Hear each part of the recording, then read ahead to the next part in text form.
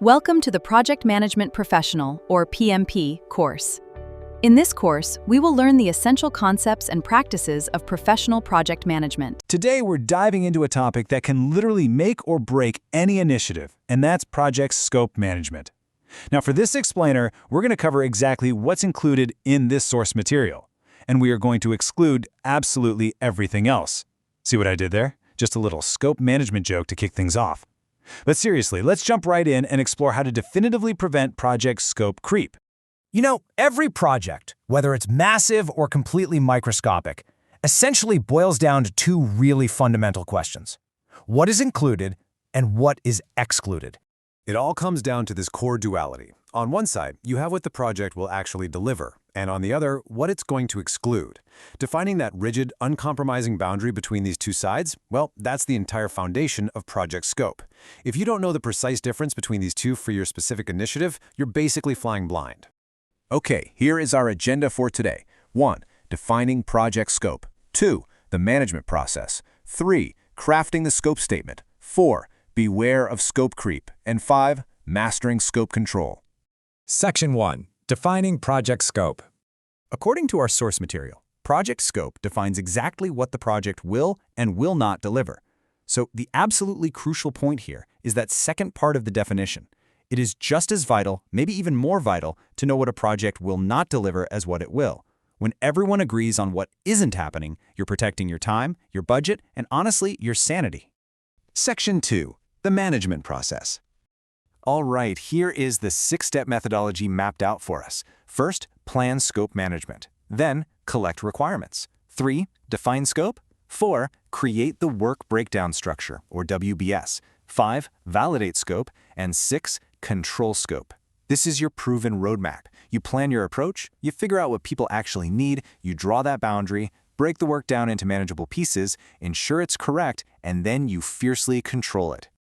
Let's zoom in on collecting requirements for a second. Capturing stakeholder expectations means you really have to look at specific, quantifiable factors.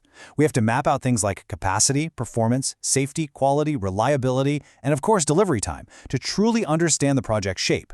You've got to capture all of these to give your scope some real structural integrity. Section 3. Crafting the scope statement.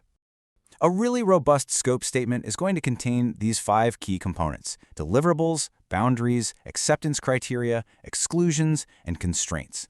Putting these down on paper is a total game changer because it turns vague expectations into a binding, agreed-upon reality. Notice how explicitly defining things like exclusions and boundaries solidifies your project's perimeter right from day one. Section 4. Beware of scope creep. Okay, here's the villain of our explainer. Scope creep occurs when additional work is added without proper evaluation and approval. I really want to stress that key phrase right there, without proper evaluation and approval. I mean, projects change, right? That's completely natural. Actually, scratch that. It's inevitable. But when those additions completely bypass the evaluation process, you get chaos. Let me show you how innocently this kind of thing starts out. Here's a great example straight from the source. The original project request is super simple. Install a new pump. That's it. Simple, straightforward, and very clearly bounded.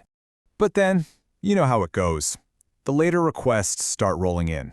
Hey, while you're at it, can you install some additional pipelines? Oh, and we're definitely going to need to upgrade the electrical panels for that. Actually, could you just modify the entire control system? And you know what? Let's just construct a brand new building to house the whole shebang. Look at the sheer absurdity of this. A simple pump installation has literally spiraled into constructing a brand new building.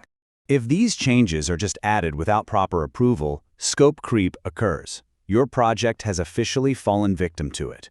Those extra pipelines and that shiny new building will absolutely destroy your budget and your timeline if they're just tacked on without proper authorization. Section 5. Mastering scope control. So, how do we fight back?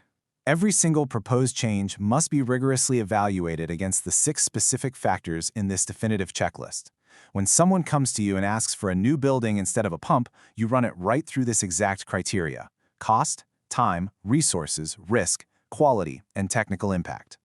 You must evaluate every proposed change. Taking this step is exactly how you neutralize those unapproved additions. It basically removes all the emotion from the request and forces everyone involved to look at the tangible, cold hard realities of adding more work to the plate. Our source material leaves us with this incredibly empowering takeaway. A clearly defined scope is one of the strongest protections against project failure. It gives you the power to confidently say no, and it provides the exact framework you need to safely say yes. Knowing all of this now, how will you rigorously define and protect the boundaries of your next project?